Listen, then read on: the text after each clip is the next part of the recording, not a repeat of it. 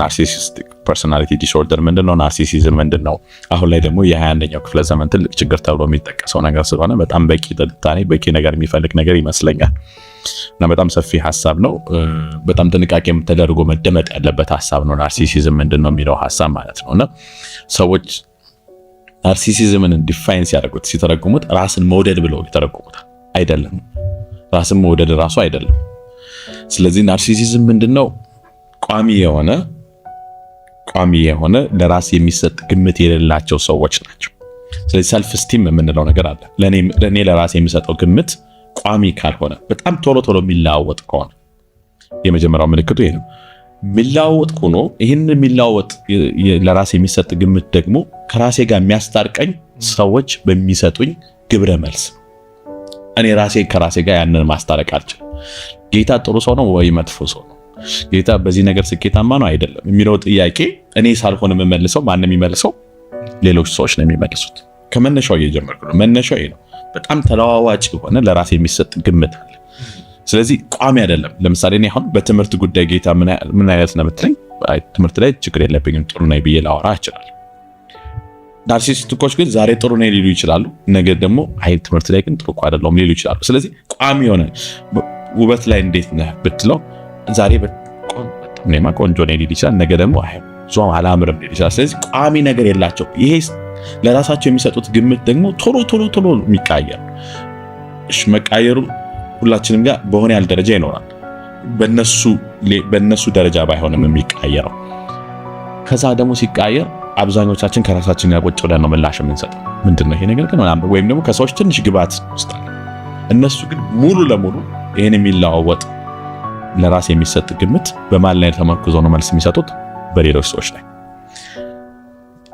የኔን ችግር የምትፈታልኝ አንተ ከሆንክ ማንን ነው መቆጣጠር ያለብኝ? ራሴን ከመቆጣጠር እናንተን ከመቆጣጠር? አንተ ከሆነ የምንነግረኝ ወደ አንተ ነው የምመጣው። ስለዚህ የኔን ችግር በዋናነት የሚፈታልኝ ሰው አንተ ከሆንክ እኔን ሳይሆን መቆጣጠር ያለብኝ ማንን ነው መቆጣጠር ያለብኝ? አንተን መቆጣጠር ያለብኝ። ናርሲሲዝም ማለት ይሄ። ስለዚህ አንተን በመቆጣጠር ነው ህይወቴን። ስለዚህ ዛሬ ቆንጆ አይደለሁም ብዬ አስቤያለሁ። ስለዚህ ምን ማድረግ ነው ያለብኝ? አንተ ቆንጆ ነህ እንድትለኝ ቶሎ ያንን ችግሬን መፍታት አለብኝ። ስለዚህ እዘንጥና እላለሁ። አንተ አሪፍ ነው ብለህ ብቻ ካለፍከኝ ኖ በበቂ መንገድ አልመለስክልኝ። ምንድነው አላማረም? ምንድነው ቶሎ በል። ምክንያቱም ምንድነው ችግሬን ቶሎ ፍታልኝ ነው። ስለዚህ ናርሲስቲኮች ምን ይሆናሉ መሰለህ? መገለጫቸው ህይወት ስለነሱና ስለነሱ ብቻ ይሆናል።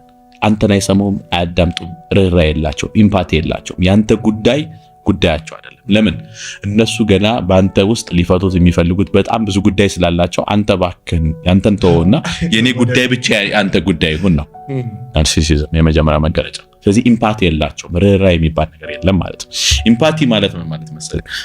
ብዙ ጊዜ ኢምፓቲን ብዙ ሰው ሚስአንደርስታንድ ያደርጋል። ኢምፓቲ ማለት የኔ ዓለም አለ፣ ያንተ ዓለም አለ፣ የሁለታችንም የተለያየ ዓለም አለ። ያንተን ዓለም ለመረዳት የማደርገው ጥረት ማለት ነው ኢምፓቲ ማለት። ርህራሄ ማለት ያንተ ዓለም ምን እንደሚመስል ለማየት መፍቀድ። እንዴት ነው አብርሃም ይሄን ነገር የሚረዳው? እንዴት ነው የሚያየው ብዬ ለማለት መጀመሪያ የኔን ዓለም ጉዳዮች መፍታት አለብኝ። የኔን ዓለም ጉዳይ ካልፈታው ግን ጉዳይ በሙሉ የኔን ዓለም እንድትፈታልኝ ይሆናል። ስለዚህ ኢምፓቲ የላቸው። ሁለተኛ ትኩረት፣ አድናቆት ከማን ይፈልጋሉ? ችግሩ የሰልፍ ስቲም ጉዳይ ነው።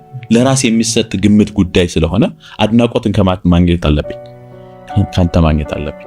ስለዚህ አድናቆት፣ ትኩረት ስትሰጠኝ የስ ጥሩ ሰው ነኝ ማለት ነው፣ የስ ጀግና ነኝ ማለት፣ የስ ቆንጆ ነኝ ማለት ነው፣ የስ ጎበዝ ተማሪ ነኝ ማለት ነው፣ የስ ስራዬ ላይ ውጤታማ ነኝ ማለት ነው የሚለውን የሚያረጋግጡት አንተ በምትሰጠው ትኩረትና አንተ በምትሰጠኝ ትኩረትና አድናቆት ማለት ነው። ሁለተኛ ይሄ ነው። ሶስተኛ የህይወቴ ቁልፍ አንተ ጋር ከሆነ ያለው አንተን በደንብ መቆጣጠር አለብኝ። ከቻልኩኝም ማኒፑሌት ማድረግ አለብኝ፣ እኔ ወደምፈልገው ነገር ማምጣት አለብኝ። ስለዚህ ጋዝ ላይቲንግ፣ ማኒፑሌሽን፣ ማኪያቬሊያን ፐርሶናሊቲ በጣም ብዙ ታክቲኮች ላይ ጎበዞች ናቸው ናርሲስቲኮች። ስለዚህ የሚፈልጉትን ነገር ለማግኘት ራሳቸውን ኦልሬዲ ትተውት ጉዳያቸው በሙሉ ማን ጋር ነው? አንተ ጋር ነው። ስለዚህ አንተን እንዴት ዊክ ፓርትን ያውቁታል። ባይዘው ከናርሲስቲክ ጋር የሚኖር ሰው በጣም የሚሸወደው እኔንማ አያጭበረብሩኝም አይቆጣጠሩኝም ብሎ ያስባል። በጣም ጎበዞች ናቸው። ብዙ ጋዝላይቲንግ የሚል ቪዲዮ ሰርተናል ከዳጊ ጋርና ያላቸው ቴክኒክ ብዛት ልነግርህ አልችልም። ከ50 ከ60 በላይ ቴክኒክ አላቸው። በጣም ቀላል በጣም ቀላል። አንተን መቆጣጠር ዊክ ፓርትን ስለሚያውቁት ቀላል በጣም እና አንተን እንደ ሮቦት ነው በደንብ ተቆጣጥረው ወደሚፈልጉት ነገር የሚያመጡ። ስለዚህ they are really the master of manipulation። ናርሲስቲክ ሳይኮፓት የሚባል አለ፣ አንቲ ሶሻል ፐርሶናሊቲ የሚባል አለ። እነሱን አንገባበትም። ሳይኮፓቶችም አንቲ ሶሻሎችም they are really great in manipulation። ናርሲስቲኮችም እንደዚህ ሰውን በደንብ መቆጣጠር ይችላሉ። አንተን እንደሚፈልጉት ማድረግ ይችላሉ። ምክንያቱም ጉዳያቸው እነሱ ራሳቸውን ማየት ላይ የሉበትም። ጉዳያቸው በሙሉ አንተና አንተ ነህ። ስለዚህ በጣም በጣም ጎበዞች ናቸው። they are master of manipulation እያልን ዶክተር ረሚን የምትባል ሴት አለች። 33 መገለጫዎችን አስቀምጣለች የናርሲስቲክ መገለጫ። 33ቱም ደግሞ በምሳሌ አንድ ባንድ ማስረዳት ይቻላል። ለምሳሌ ኢምፓቲ የላቸውም ስትል ስታወራቸው ስልካቸውን ትኩረት የማያደርጉ ከሆነ ለአንተ ጉዳይ የላቸውም ማለት ነው። ኢምፓቲ እንደሌላቸው የምታውቅባቸው ብዙ መገለጫዎች አሉ። እንዲህ ያለን ብዙ መገለጫ ናርሲሲዝም ላይ ማምጣት እንችላለን። ስለዚህ እነዚህ ሰዎች ራሳቸውን ይወዳሉ ወይ ብትለኝ ኖ ራሳቸውን መውደድ ሳይሆን ከራሳቸው ጋር ግጭት ውስጥ ናቸው። ለምንድነው ቋሚ የሆነ ለራስ የሚሰጥ ግምት ያልኖራቸው የሚለውን ነገር ማየት እንችላለን። ካስተዳደግ ነው የሚመጣው። ቋሚ የሆነ በህይወት ውስጥ ዋጋ የሚሰጡ ነገሮችን መለየት አይችሉም ብዙ ጊዜ እና በጣም ናርሲሲዝም በጣም ከባድ ነገር እና ችግሩ ምን መሰለህ፣ ሰዎችን ግን አንድ ቪዲዮ ላይ ያለች ነበር አንድ ጓደኛ እንደዚህ አይቼ ናርሲሲስቲክ መሆኑን አውቃለሁ። እንደሱ አንችልም። በጣም ከባድ ነገር። ኢቭን ሰው ካልመጣ እና ዲያግኖስ ካልተደረገ ናርሲስቲክ ፐርሶናሊቲ ዲስኦርደር አለበት አለ። ለምን መሰለህ፣ አንድ ነገር ችግር ሊሆን ይችላል። በሽታ ደረጃ የሚደርሰው ግን በደንብ ሲመረመር። ያስለኛል ማለት ታምም ያለው ማለት አይደለም። ገባት ችግር ገጥሞኛል ለምሳሌ አንድ ያሳለኝ ማለት ታምም ያለው ማለት ነው አይደለም። እንደዛ እንደማለት ሊሆን ስለሚችል። ሁለተኛ ነገር ደግሞ ፐርሶናሊቲ ስንል ወጥነት ያለው ፓተርን ያለው ጸባይ፣ ስሜት፣ ሐሳብ ያለው ነገር ነው ስብዕና። ናርሲሲዝም ስንል ስብዕና ነው። ስብዕና ማለት ስብዕና የምንለው ይሄ ማንነት አይደንቲቲ ነው። ፐርሶናሊቲ ስብዕና የምንለው ነገር ውስጣዊ ዓለምህ ማለት ነው፣ የተደራጀበት መንገድ። በቃ በጣም በቀላሉ ለማስረዳት የሰው መልክ አፍንጫ አለን፣ አይን አለን፣ ሁላችንም ተመስገን የተለያየ መልክ ነው ያለን። አንድ አይነት ነገር ኑሮን ለምንድን ነው የተለያየ ነገር ይኖረን ካልክ መጠኑ ሁኔታው ስለሚለያይ እንደዛ ነው። ስብዕና ማለት ደግሞ ውስጣዊ ዓለማችን የተደራጀበት መንገድ፣ ርህራሄን በተመለከተ፣ መግባባትን በተመለከተ፣ ፍርሃትን በተመለከተ፣ ደስታን በተመለከተ፣ ግልጽነትን በተመለከተ ያለበት መንገድ፣ ተደራጅቶ የተቀመጠበት መንገድ የሁላችንም ስብዕና ይለያያል። ናርሲሲዝሞች የሆነ ያህል የስብዕና መቃወስ አለባቸው። ያን መቃወስ ደግሞ ምንድነው ካልከኝ ቅድም ያስቀምጥኩት እነዚህን ሰዎች ግን አይተን ኦኬ ናርሲሲዝም ሊኖርበት ይችላል ነው እንጂ ናርሲስቲክ ፐርሶናሊቲ ዲስኦርደር አለበት ብለን ሰውን ዲያግኖስ ማድረግ መመርመር አንችልም። ያነ ሰው መጥቶ የስነ ልቦና ባለሙያ ላይ መጥቶ ወይም ደግሞ የስነ አእምሮ ባለሙያ ላይ መጥቶ ካልታየ እናውቅ አንችልም። ለምን መሰለህ ናርሲሲዝምን አስቸጋሪ የሚያደርገው እነዚህ ሰዎች በጣም በብዙ የህይወት አውታር ውስጥ ስኬታማ ናቸው። ኦኬ ለምንድን ነው ካልከኝ ህይወታቸው በሙሉ መድረክ ላይ እንደመኖር ትወና ላይ ናቸው። የናርሲሲዝም አንዱ መገለጫው እሱ ነው። ኢቭን ጓደኛ መያዝ የሚፈልጉት መቆራኘት የሚፈልጉት ከሰው ጋር ማድረግ የሚፈልጉት ከስኬታማ ሰዎች ጋር ብቻ። በቃ እኔ እዛ ጋር ነው ዲዘርቭ የማደርገው የሚል ነገር አለ እና መገለጫው አንዱ መገለጫቸው ምንድነው ግራንዲዮሲቲ አለ። ሂሳማው ራስን በጣም ከፍ የማድረግ ነገር አለ። ራሳቸውን ከፍ የሚያደርጉት ደግሞ ምንድነው አንተ በዛ ሌቭል ከፍ እንድታደርጋቸው ስለሚፈልጉ ነው። ራሳቸውን ሪሊ ከፍ ስለሚያደርጉ አይደለም። እዚህ ጋር ነው ልዩነቱ። ሰው የማይገባው ራሳቸውን በስነ ስርዓት ከፍ አድርገው ስለሚያዩ አይደለም። እኔን ከፍ አድርገህ እንድታየኝ ይኸውልህ በዚህ መንገድ እየኝ እኔን ብዬ እየሰጠሁ ነው፣ ማፕ እየሰጠሁ እኔ ራሴን እንደዚህ ማየት ስለማልችል አንተ እንደዛ ካየኸኝ ግን እኔ ራሴን እንደዛ ማየት ስለምችል እባክህ እንደዚህ እየኝ ነው። ስለዚህ ናርሲስቲክ የሆኑ ሰዎች ራሳቸውን ከፍ ያደርጋሉ ማለት አይደለም። ከፍ አድርገው የሚያሳዩ አንተ ከፍ እንድታደርጋቸው ነው። ሪሊ አያምኑበትም እነሱ እንደዛ እንደው ግን አንተ ከፍ አድርገህ እንድታያቸው ስለሚፈልጉ ትናንት ታውቀዋለህ ጓደኛዬ ነው አይዘው ይላሉ። በጣም ዝነኛ ባለሀብት ሰው ምናምን ይጠሩልሃል። ለምን ጓደኞቼ እንደዚህ ናቸው። ስለዚህ እኔም ደረጃ የት ነው ደረጃ ነኝ። በጣም የሚገርመው ነገር ናርሲስቲኮች የሆነ ስኬት ላይ ይደርሳሉ። በጣም የህይወታቸው ሁሉን ምንጭ በማህበረሰቡ ዘንድ ዋጋ የሚሰጣቸው ነገሮች መቀናጀትና መያዝ ነው። ስለዚህ ሀብታም ለመሆን ዝነኛ ለመሆን ይሞክሩና ያሳኩታል። ካላሳኩት ምን ያደርጋሉ መሰለህ? ወሬያቸው በሙሉ ወይ ስላሳኩት ነገር ነው ወይ ስለሚያሳኩት ነገር ከዚህ በኋላ ስላለው ኢማጂኔሽን። በህይወታቸው ምንም የተሳካ ነገር ከሌላቸው እንኳን እንዴት ማወቅ ትችላለህ መሰለህ? የሚያወሩልህ ይገርማል። በጣም አሁን በቅርቡ የምከፍተው ንግድ አለ። ያን ንግድ ላይ ስገፍ በጣም ሀብታም ሆናለሁ፣ እንደዚህ ሆናለሁ። በኢማጂኔሽንም ቢሆን እንኳን ትልቅ ቦታ እንድትሰጣቸው እንደሚገባ ያሳየዋል። እኔ ቦታዬ እዚህ አይደለም ነው። ሁሌም ካንተ ጋር ስለሆንኩ ዝም ብለህ ቀለል አድርገህ እንድታየኝ አልፈልግም ነው አንዱ መገለጫቸው። ኢቨን ሚስታቸውን ብዙ ጊዜ ለምንድን ነው ወንዶች አድርገን የምናወራው? ብዙ ጊዜ ናርሲሲዝም ከወንዶች ጋር የተገናኘ ስብዕና ስለሆነ ነው። ሴቶችም አሉ እና ሚስታቸው ምን ይላሉ? አብረሽ ስለምትይ ነው እንጂ ስለምታየኝ አብረን ስለሆነ ቀለል አድርገሽ ስራ ቦታ ብትመጪ ሰው እንዴት እንደሚያጎነብስልኝ ብታይ፣ በየቦታው ሲሄድ ነው የሚለው እዛ እንዴት እንደምከበር እና በቃ በጣም ኢንታይትልመንትም አለ። ክራይቴሪያዎቻቸውን ከጠራው ብዙ ነው 33 ነውና ኢኮኖሚ ክላስ ቆርጠው ቢዝነስ ክላስ ካለ ሰው በላይ እንክብካቤ እንደሚገባቸው ይሰማቸዋል። ፕሌን ላይ ራሱ የሚገባቸው የሆነ ነገር ስላሟሉ ሳይሆን እነሱ ስለሆኑ ከፍ ያለ ነገር እንደሚገባቸው ነው የሚያስቡት። እኔ እኮ ነኝ ነው እኔ ነኝ።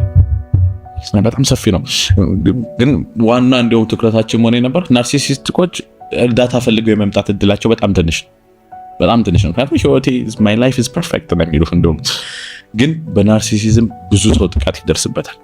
አብዛኛው ሰው ሪሌሽንሺፕ ላይ ጥቃት፣ ትዳር ላይ ጥቃት ይደርስበታል፣ ጓደኝነት ላይ ጥቃት ይደርስበታል ናርሲሲስት ሆኑ ሰዎች።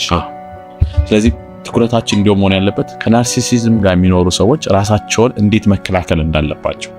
ኢቭን ጉድ ኒውስ ስትነግራቸው ለምሳሌ ባሏ ናርሲስቲክ የሆነ ሰው ጉድ ኒውስ ስትነግረውና ባድ ኒውስ ስትነግረው ጥንቃቄ ማድረግ አለበት። ጉድ ኒውስ ስትነግረው አንደርማይን ያደርጋል። ባድ ኒውስ ስትነግረው ደግሞ ኦቨር በጣም ህይወቷን መጥፎ እንደሆነ ይነግራል። ስለዚህ በጣም ጥንቃቄ ማድረግ አለባት። ጉድ ኒውስ ከመንገር በፊት ናርሲስቲክ ከሆነ ለምሳሌ ባሏ ጉድ ኒውስ ከመንገሯ በፊት ያንን ኒውስ ለብቻዋ ማጣጣም አለባት። እሱ ምን ስለሚያደርገው አንደርማይን ስለሚያደርገው ማለት ነው። እና በጣም ጥንቃቄ የሚጠይቅ ነገር ነው። ከዛ ውጭ ደግሞ ጋዝላይቲንግ አለ፣ ማኒፑሌሽን ማለት በጣም ነው የሚያሳዝነው። ባይዘው በዚህ ጥቃት የደረሰባቸው ሰዎች አንዳንዴ የሚኖሩትን ህይወት ለምን እንደሚኖሩ ያውቁ። ምክንያቱም ጋዝላይቲንግ ማለት ያንተን እውነታ ያንተን ዓለም ትጠራጠራለህ መጨረሻ ላይ። ስለዚህ ያነ ሰው አርግ የሚልህን ብቻና ሆነ የሚልህን ሰው እየኖርክ መኖር ያንተ ማንነት እንዳለህና እንደሌለህ ረስተህ የበፊቷ ለምሳሌ የበፊቷ ያቺ ሴት ናፈቀችኝ ነው የሚሉት ሁሉ ያቺ ማንነቴና የድሯ እንትና ናፈቀችኝ ነው የሚሉት ሁሉ። ምክንያቱም በናርሲሲዝም ጥቃት ሙሉ ለሙሉ ያነሰው አፍርሶ እንደሚፈልገው አድርገው ይሰራል እንደሚፈልገውና ማንነትን ነው የምታጣው። ጋዝላይቲንግ ማለት እሱ ነው። የራስን ትውስታ፣ የራስን አስተሳሰብ፣ የራስን አመለካከት ህይወትን ነው የምታጣውና አም ሶሪ በጣም በጣም በጣም ከባድ ነገር ነው ከዚህ ሰዎች ጋር የሚኖሩና አሁን ደግሞ በጣም እየሰፋ ነው። ለምን the culture ስኬት self made እኔ የሚለው ሲመጣ life is becoming አሁን 20ኛው ክፍለ ዘመን የናርሲሲዝም ክፍለ ዘመን ነው። በጣም ብዙዎችን ወደ ናርሲስቲክ ፐርሰናሊቲ እየገፋ ናቸው እና በጣም ዶክተር ራሚኒ አንድ ቆንጆ አባባል ብላለች። በጣም ሰዎች ናርሲስቲክን ከመወደዳቸው የተነሳለች አንድ ሰው መጥቶ የሆነ እሷ የምትሰጠው ወርክሾፕ ስልጠና የምትሰጠው አንደኛ ከናርሲሲዝም ፐርሰናሊቲ እንዴት መውጣት እንዳለብህ፣ ሁለተኛ ደግሞ በዛ ነገር ጥቃት ከደረሰብህ ደግሞ ራስህ እንዴት መከላከል እንዳለብህ ነው ስልጠና የምትሰጠው። ስልጠናውን አሰልጥኜ ስጨርስ አንድ ሰው መጥቶ እኔ ናርሲስቲክ መሆን እፈልጋለሁ ምን ላድርግ አለኝ አለች። ለምንድን ነው?